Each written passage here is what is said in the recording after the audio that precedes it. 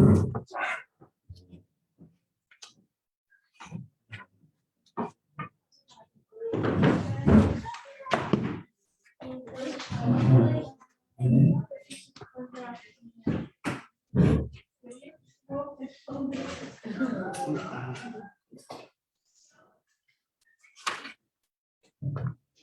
anyone remember what we're learning?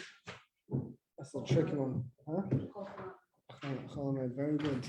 Very, very good. Chol Hamoed, very, very good. Okay, it's already a good start. Being that Purim is coming, I just want to ask a few review questions, just so it should be on the top of our minds what the proper halachas are. How does one fulfill the mitzvah of mishloach manos, of sending gifts to your friends? Very good. 2 items to 1 person. So it's not to 2 people, it's 2 items, but to 1 person. And how about matanos l'avyanim, giving tzedakah to the poor? 2 people. Exactly. Very, very good. 2 people. So mishloach manos is 2 things to 1 person. Matanos l'avyanim is no, you have to give to 2 people, not just 1 person, but to 2 people. Anyone remember what has to be given for mishloach manos? Correct. Something, food which is ready to eat. So can I give a raw piece of steak? No. Why? It's $100. I got the best cut. Does that count? No, because it's not ready to eat. If it's something that needs to be cooked, that does not count for the mitzvah. It's a very nice thing to do, but that's not the mitzvah. Okay, and what's the 3rd mitzvah of Purim? Megillah is one of them, correct? And what's on top of that? The meal, perfect. When do you have the meal? By day, correct. So what happens if somebody had by night? They're not yet. Correct. They did not fulfill their obligation. There is such a minhag. The high risk has to have a little bit more by night, but that's not the mitzvah. The mitzvah is to do it by day. When listening to the Megillah, so Purim is coming up in 10 days. Give or take, just over a week. When listening to the Megillah, what is the best way to fulfill the mitzvah? How do you do it? You just say Amen when the Chazan makes the brachas and you just listen, or should you do something else too? Yeah, you should be following inside. So if somebody doesn't know how to read fast enough with in Lashon HaKodesh in Hebrew with the Nekudes, so you read the transliteration and you try to match it up, and you do your best. I can guarantee you this is probably from the hardest mitzvahs midrabanan. From the rabbinic mitzvahs that we have, this is for sure on the list of the hardest ones. But the very fact that we have the mitzvah, this means that we have the koyach with the ability to do it. The Eibishter helps. Okay. Oh, another question about Purim. What kind of garments should one wear for Purim? Shabbos garments, correct. And how about in the house, in the home, or in the dorm, whatever it is? Is it similar to Shabbos that the table should be made? It should be extra special? Yeah, correct. Very, very good. And if a lot of people are asking for tzedakah, so throughout the year, you don't necessarily have to give to anybody. You have the right to check into who they are, so to speak. Do they really need the tzedakah? Are they phonies? Are they fakers? On Purim, do we say the same rule or no? No, on Purim, the halacha is Chol Hamoed Yad, whoever sticks out the hand to receive, neisnim lei. You give it. You don't look. You don't have to give. You can give a quarter, but before Purim, a lot of people will go to the bank, they'll exchange $10 bill, whatever it is, for quarters, and they give it out. Okay, so last week we started learning the halachas of Chol Hamoed. Hollomate are the intermediary days between Yom Tiv to Yom Tiv, right? So you have Sukkot. The first 2 days are Yom Tiv, and then the last 2 days are also Yom Tiv, Shmini Atzeres and Simchas Torah. Pesach is the same thing, right? You have the first 2 nights of Pesach, right? You have the Seder, and Eretz Yisrael you'll have 1 day. Yeah. Sure, only in Chutz La'aretz you have 2 days. Only here, Usually. right? Only 1 Seder, yeah. In Eretz Yisrael, it's 1 day of Yom Tov in the beginning, 1 day of Yom Tov in the end. In Chutz La'aretz, we keep 2 days. So, very good question. Because the reason is,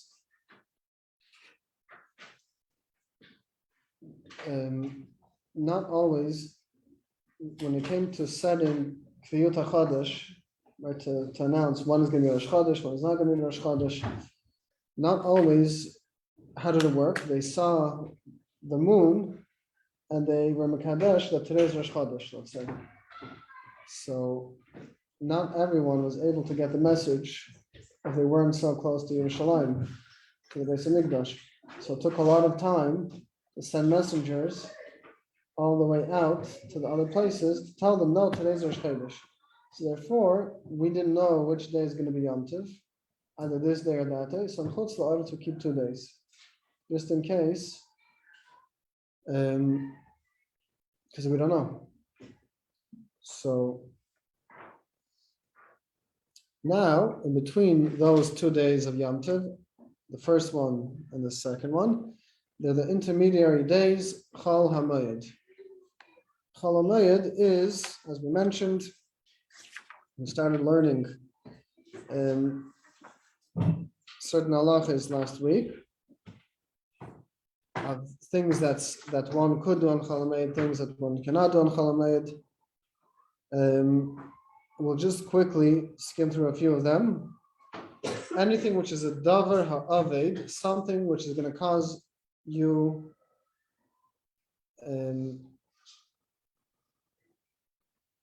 you're going to lose it, so to speak. If you don't do it, you're going to lose it. Or, meaning, if you're not going to do this, you're going to have a loss. Or something which is l'tzeirach hamayed, something which is for the purpose of the mayed itself, for Chol Hamoed or for Yom Tov. So these are the few things that are the exceptions. We are allowed to do it. There were certain guidelines when and how. Mitzvah Hashem, we'll review it when we finish, because Pesach is coming up and there's a lot to discuss. So we're just going to finish up today, hopefully, the halachas of Chol Hamoed. We're holding Siman Kuf Hey, chapter 105, page 748, or in the English, 749. Dvarim ha'asurim mishum tircha. Things that are not allowed to be done because of a tircha, meaning something which is bothersome on Chol Hamoed, we don't do it on Chol Hamoed. So even though it's not necessarily a full-fledged malacha, it's not a full-fledged work which would not be allowed on Yom Tov, but there's a problem that it's bothersome, and Chol Hamoed should be a time of relaxing. It shouldn't be a time of doing things which are bothersome because of tircha to people. Aleph, halacha number 1. Osir lahasiya v'lisa metaltala v'klebese b'chol hamoed medira sheb'chatzar zu medira sheb'chatzar acheres. Afilu medira ka'ura l'dira noah. So this is a very interesting, simple halacha. You have a house in one courtyard, right? So you have a courtyard and there's a bunch of houses connected, open to this courtyard. Yeah, anyone knows what courtyards are? In Brooklyn, there's no courtyards, right? But in other communities, it exists. You have a communal courtyard. You have different houses all open to this courtyard, right? So one is not allowed to take the movable things or household utensils from one courtyard to another courtyard. And even if it's from not a house which is an apartment which is less attractive to an apartment which is more attractive, still it's not allowed. But to take from house to house in one courtyard, in the same courtyard, you're allowed to.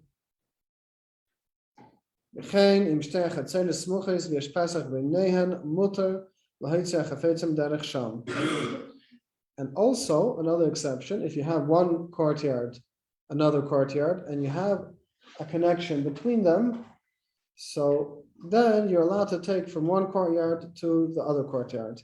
And I'll bring you an example of how this can actually apply in just a second. In a case where there's a loss, you're allowed to take your things even from city to city. Also, you're allowed to take something from a house which is not yours and bring it to a house which is yours. You're allowed to do that because of Simchas Yom Tov, because it's a happiness for a person to live, to dwell in a place which is yours. Now, let's speak practical. What exactly does this mean?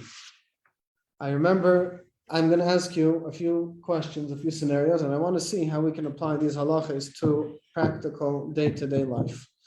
I got a question last Hollomate, maybe even last year, I don't remember, from a young boy. Maybe he's in Bar Mitzvah, I don't remember. And he asked, in his backyard, he has a bunch of wood. Trees, the wood fell down, whatever it is he allowed to empty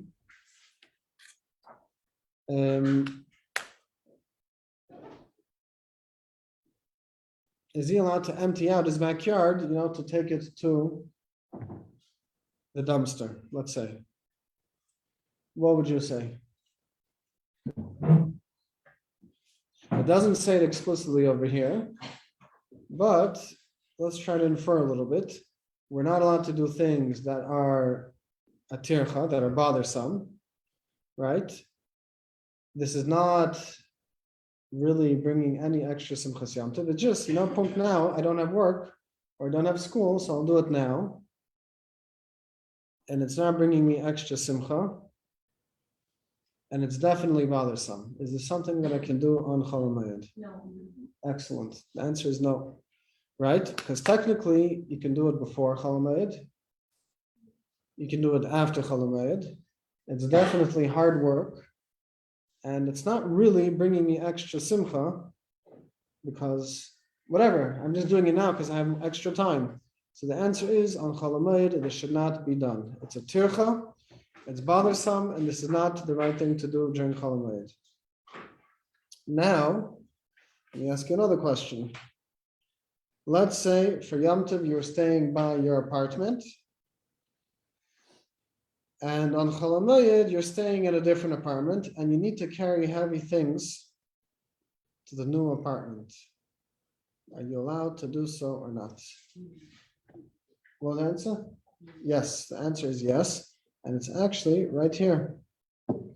You're allowed to bring things. You're allowed to bring things from a dwelling, which is an apartment, which is not yours, to bring it into your apartment. Why? Because that brings a person happiness. You want to dwell in your own place. So let's say the first days of Yom Tov, you're staying by somebody else. Chol Hamoed, you came back to your own apartment. And now you have to carry your belongings. It's heavy. It's still okay because it's still a simcha to a person to dwell in their own apartment rather than to be somewhere else. So we see these are very simple, basic, practical applications of these halachas. Based, the second halacha. Im tzarich lahachnis peresa v'shar schayrim mipnei shu yarim mipnei ganavim v'shar hefsed kol ma she'er shalases b'tzina yasa v'im iav shalases b'tzina muta lases afilu b'fer hasya. If one needs to bring in any fruit or any other merchandise because they're afraid of thieves or they're afraid of a loss, you're allowed to.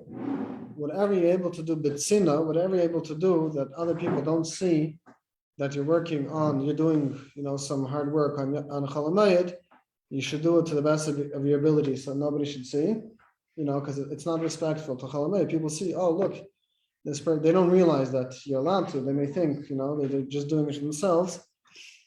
But if you're not able to do it with sinna, if you're not able to do it in a way where others don't see, then you can do it even before Hesiel. You can even do it where everyone else could see.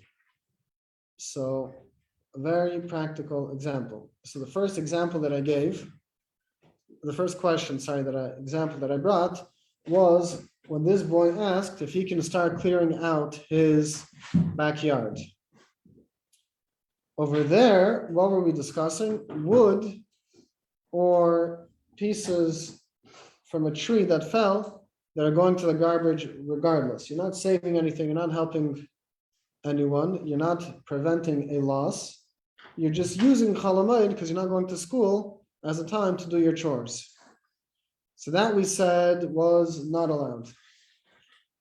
Let's say this boy is going to call back and say, you know what, we picked so many fruits right before Yom Tov, and we were so busy with the preparations for Pesach, I had to clean, I had to do this, I had to do that, and I have so many fruits that I picked sitting in the backyard that I need to bring in, because if I don't, it's going to rain tomorrow, and they're all going to get eventually spoiled. If I leave them out like that, heavy rain, if I'm just going to leave it, it's going to eventually rot, so on and so forth. It's, let's say, I don't know if such a thing is practical, or I'm afraid they're going to get stolen. People can see into my backyard. They see I have so many fruits laying. So then what's the halacha? Are you allowed to take it in or not? Yes, you're allowed to take it in. Correct. Why? Because something which is to prevent a loss, you are allowed to do on Chol Hamoed. Okay, we finished the chapter. It was only 2 halachas. Yeah, that's right. Next chapter. You can't get off too easy. Don't worry, the next few chapters are very short. And then we're going to get to the halachas of Pesach. Siman Kuf Vav, the next chapter 106. Dine Mikach Mimkar B'Chol Hamoed, doing business, buying and selling on Chol Hamoed. Okay. Aleph. The first halacha, so page 750 in the Lashon HaKodesh, page 751 in the English. Aleph. Kol Schera Asura Ben Liknes Ben Limker. All commerce to the business is not allowed to be done on Chol Hamoed. Ben Liknes, whether it's buying, Ben Limker, whether it's selling.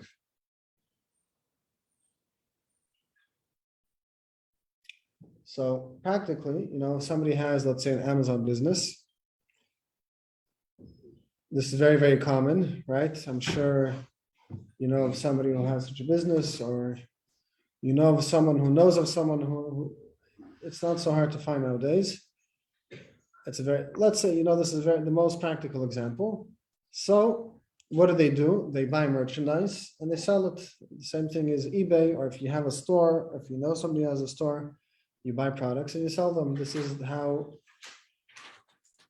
humanity has done business since the beginning. You buy and sell. So doing so in Chol Hamoed as a general rule is not allowed. Rak, what's the exception?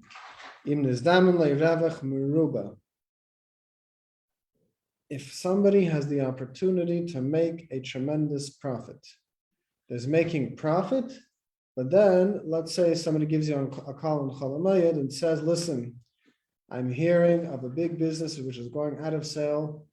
All the items are dirt cheap. If you buy it now, you can make a tremendous profit of each item.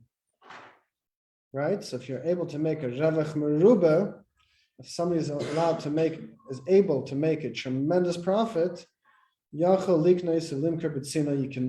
allowed to do it privately. It should not be done publicly. Nobody should know it because it's not respectful for Chol Hamoed. People see that on Chol Hamoed you're doing business. There's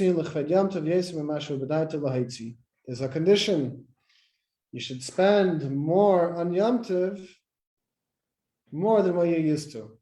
You're making such a big profit,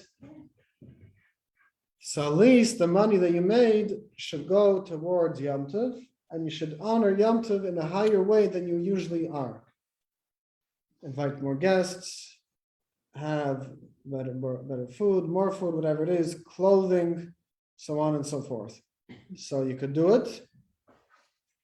If you're going to gain a big profit, it should be done b'tzina. It should be done. Nobody should know about it.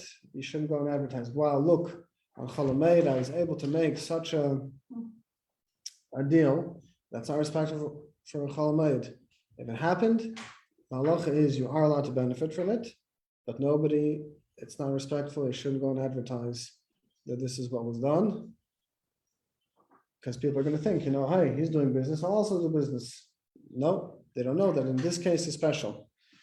And number 3, the third condition is that this money should also be used towards Yom Tov, and it should be in a way that you add to your Yom Tov more than what you usually have. So those are the 3 conditions when it's okay. Base. Another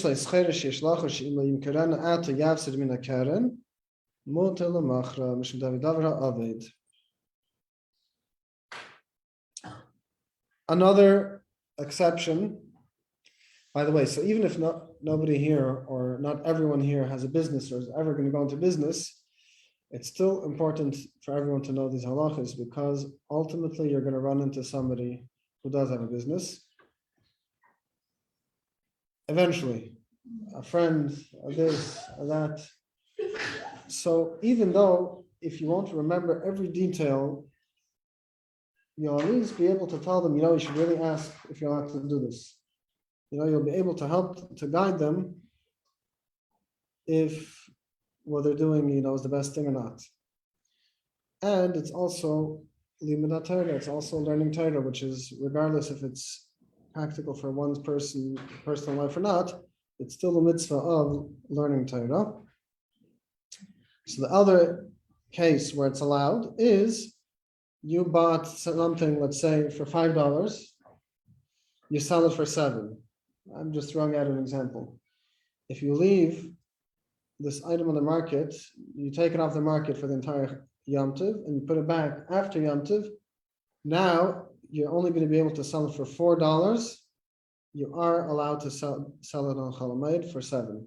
Why? What happened over here? If it's going to lose its original value, you bought it for $5, right? Now, if you're only going to be able to sell it for $4, you're losing $1 on each. You're losing from its actual value. So this in halacha is something called a davar ha'aved, like we mentioned before. It's a loss for you. Now, being that it's a loss for you, the halacha is on Hollomate, you are allowed to sell it, because anything which is a davar ha'aved, something which is going to bring you a loss, you are allowed to do on Hollomate. Sure. Oh, we'll see. Very, very good. We'll see. Oh, very good. Very, very good. We'll see. Very, very good. The question was, are you allowed to invest? We'll see. Yeah, stocks and stuff like that, yeah.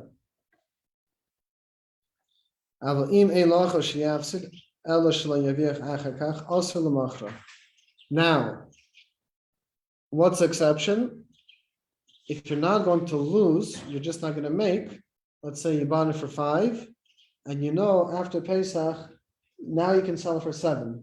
You make $2 a piece. After Pesach, the value is going to shoot down to $5. You're only going to split even. You're not allowed to sell on Hollomate. Why? Because it's not a loss. The only time where it's mutter is a davar ha'aved, something which is a loss. If you're gonna lose, you're only gonna be able to sell it for $4, then you're allowed to sell a Hollomate, because that's a loss. If you're gonna be able to sell it only for $5, but that's what you paid for it, this is not a loss, you're splitting even, then you can't do it on a Hollomate. Minias revach losing the ability to make profit is not considered a loss. Gimel. Imchal Yerid, if a fair, right? Which is a special market day which comes from time to time. Or there's a market day every week. Guys, she was asking but now it's before the non-Jewish holidays where there's big deals. Mutter limker, you're allowed to sell. Why? The kaven shadav she'eni tader. Since it's something which is not common, we would also consider the loss of the ability to make profit as a loss. But a regular day on the market, which only happens weekly, then one is not allowed to sell.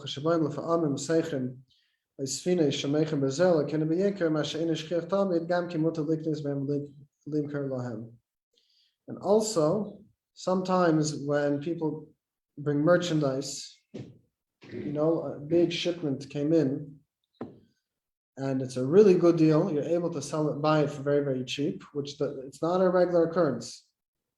It's a sale that if you're not going to be able to do it now, you're going to lose. Then you are allowed to, and you're also allowed to sell to them. So this is going to answer your question.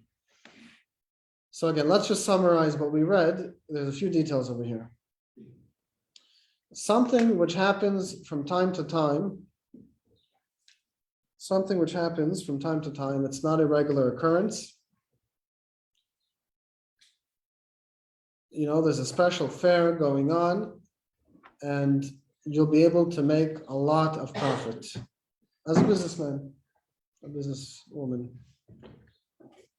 So the halacha is, being that this is not a common thing, and you're going to be able to make a big profit, you are allowed to sell during Hollomate. However, if it is a common thing, it's a weekly fair. If it's common, then it's not allowed. Now the next stage, if somebody brought in merchandise which is very, very cheap, and it doesn't happen so often, this is a real good deal, so to speak, then you are allowed to purchase it. This answers your question. If there's stocks this usually doesn't happen. They went very, very low, and you're able to buy it for a very, very low price. And this usually does not happen, you're able to make a big profit, you are allowed to. But if the stock is constantly going up and down, and the next week it's going to go down and you'll be able to buy it next week, then you're not allowed to. So again, anything which is on sale, that if you don't buy it now, you're going to lose the good price, you're allowed to buy on Hollomate. And likewise, if you're a business person, you're able to sell for a very good price something that usually you're not going to get such a good deal for. You usually sell it for 9, and you have the ability now to sell it for 15, and you're not going to be able to do this in the near future. That's also allowed to be done with Halamayid, because it's similar to a davar ha'avid. It's not really a loss, but here we said that for this detail, it's meniyas harevach, losing the ability to make a profit, is considered a loss if it only happens from time to time, and it will be allowed. Dalid. Sure. If you don't know, so it's better not to. Only if you see this is a very good deal. If you know right now, wow, this is a very good deal, and if I don't take it, it's going to be a big loss. Meaning, the average stock, the average, right? That you can check. What's the average? It's usually like this. And now you can see that, wow, this is below. I can buy it now for very cheap, and I know that it's going to go up in the future. then you can buy it. If you see it's not within the average, this is a very good deal. You can also sell. Yeah, if you're going to make a very big, if right now, you sell right now, you're going to make what you're not usually able to make. This is something that comes only from time to time, not always. The value went so high. Yes. Dalet, the fourth halacha. So somebody needs to buy wine at the time of vintage when you make the wine. Somebody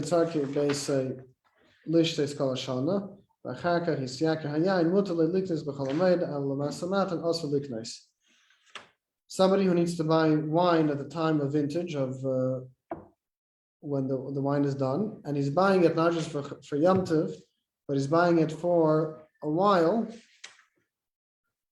Because if you don't buy it now, the price is going to go up.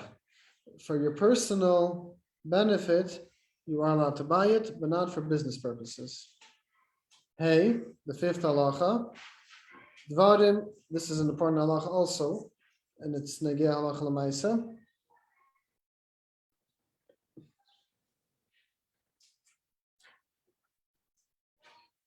Dvarim hanitzrachim l'mayed, things which are needed for Yom Tov, for Hollomate, for getting paydays, for tavlin, fruit, spices, meichrin, kedarkon, afilo b'farhesya. You're allowed to sell these things, no problem. Even everyone is allowed to know it.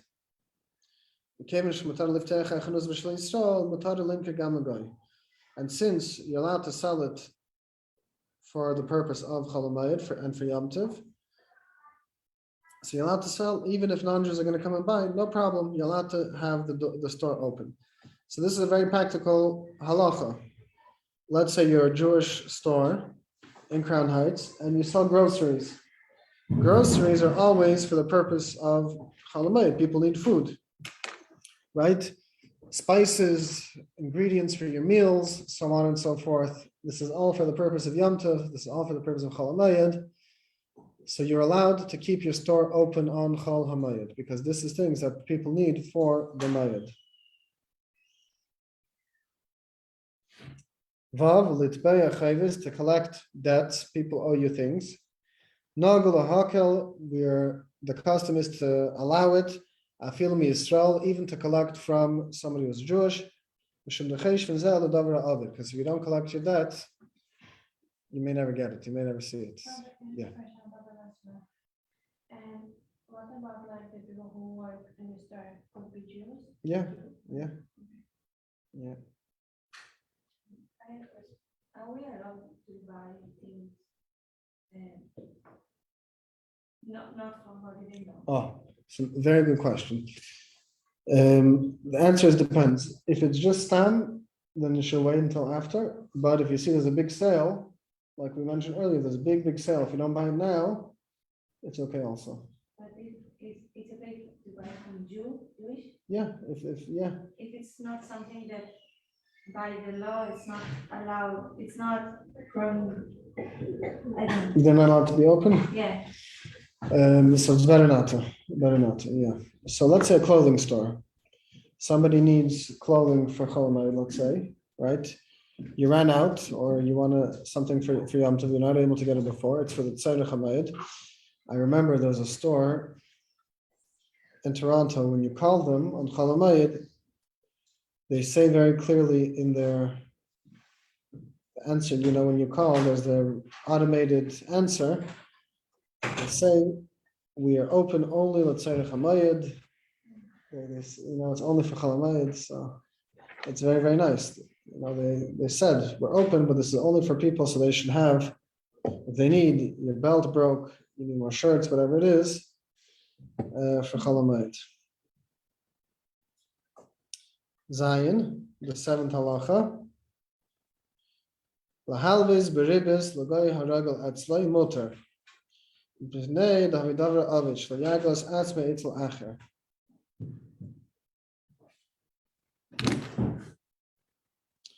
So let's say you have a lending business. This is what you do. You give people loans. And you have a customer that always comes to you. He's doing renovations. He comes to you for a loan. He makes a business investment. He comes to you for a loan. You have your regulars. And if you're not going to provide him the service, you're going to lose him as a customer. They're going to go to somebody else. You're allowed to give them a loan with ribis. Obviously, you're not allowed to give a loan with interest to somebody who's Jewish, but if you have a customer which is not Jewish, you are allowed to charge interest on this for this loan. So you're allowed to do it on Hollomate, and the reason is because it's considered a loss, because if you're not going to give him the loan, you lost your customer. He's going to go to somebody else, and that's it. So this is considered a davar ovid, something which is a loss, and it's permitted. If you're giving a loan to a customer, a non-Jewish customer, which is not a regular by you, you should take the interest that you receive from 1 week, and you should set it aside, so it should go for your Simchas Yom Tov to give extra for your Yom Tov needs. But to sell merchandise for somebody who's not a regular customer by you, and it doesn't help that it's going to add in your Simchas Yom Tov. But if it's a regular customer, it's allowed. So again, if you're going to lose a regular customer, you're not going to provide the service, they'll go elsewhere. You're allowed to do it on the Hollomate. If it's not a regular customer, so to give a loan with interest to someone who's not Jewish, you're allowed to. But you should take at least 1 week worth of interest and set it aside for the purpose of Yom Tov. But if it's just merchandise, then you're not allowed to sell it to somebody who's not a regular customer by you. Ches chiluf medbeis also, one is not allowed to exchange money on Chol Hamoed. This should be done before. Why? Because the Mefarshim, right, that's considered business. And you're able to do it before. So then you shouldn't do it on Chol Hamoed. You should prepare everything beforehand. Okay, look at that. We finished 2 chapters. Because it's very short now. Now, we'll see the first chapter of Pesach is not so long. We'll even finish it now. Siman Kuf Zayin, chapter 107. Dinei Chedesh Nissan, halachas of the months of Nissan. Only 3 halachas. Yes. Aleph, halacha number 1. Kol Chedesh Nissan, ein emrim tachnun. Great, no? The whole month of Nissan, you don't say Tachnun. Right? It makes life a little bit easier. Wait, also the psukim, the first Yeah. psukim, Those we say, but not everything. There's something that we don't say. We'll show it later in Mitzvah. Because it's the most important. I know what is right one, what's not right one. Yeah. Tzedek Hadin, it's a special prayer by a funeral. The name it's the Tzedekah b'Shabbos b'Mincha. On Shabbos Mincha, right? We say 3 verses after we read the Torah. We don't say it on the whole month of Nisan. From Reish Chodesh and on, the custom is Likris b'Chol Yom Parshas Hanasi Shehikra b'Yom. The Nesiim, no, it's not so long. It's still worth it. Yeah, there's the custom that every day of the Chodesh Nisan, of the month of Nisan, a different Nasi brought his inauguration there for the Mishkan. So there's a custom to say every day for the first 12 days and the 13th, the parsha of the Nasi. Also on the 13th, we read a special thing. Also, it's all printed in the Siddur. It's very short. Can also Esamaneda, Shahi Kenaged Shevet Halevi, because that is the Shevet Halevi. Beis, the second halacha, Ein Mesanin by Afilu Tainus yard site. You don't fast, even if somebody has a custom that on a yard site they fast, on Nissan you don't fast. Avol Tainus Cholim, somebody who had a Naga dream and they want to fast, our custom is not to fast. But if somebody wants to, Mesanin, you're allowed to fast. But that's not our custom. So why is it Oh, because some do, and Chabad we don't fast. This one is for everyone. This one is for everyone.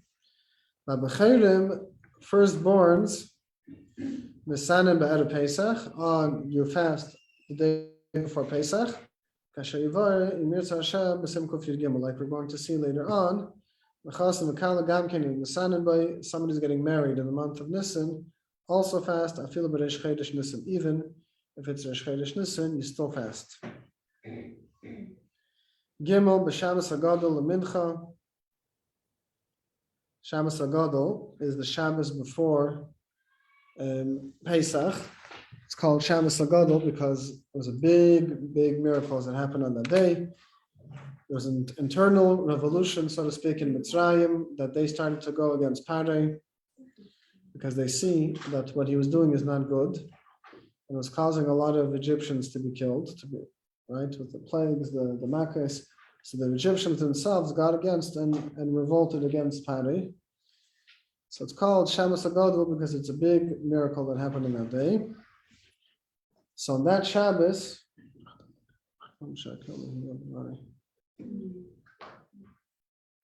it's called Shabbos Hagadol, and we don't say Baruch Nafshi, Ela Avadim Hayinu v'chulu. We say excerpts, the special parts from the Haggadah, from Avadim Hayinu and on. Lefisha b'Shabbos Hagadol I say Aschalas Geula v'Hanisim, because on Shabbos Hagadol, that was the beginning of the Geula, of the redemption, and the Nisim. We find a similar concept by Purim. Something that we find that we do something special when we read the Megillah, because at that point, that was the beginning of the miracle of Purim. Anyone remember?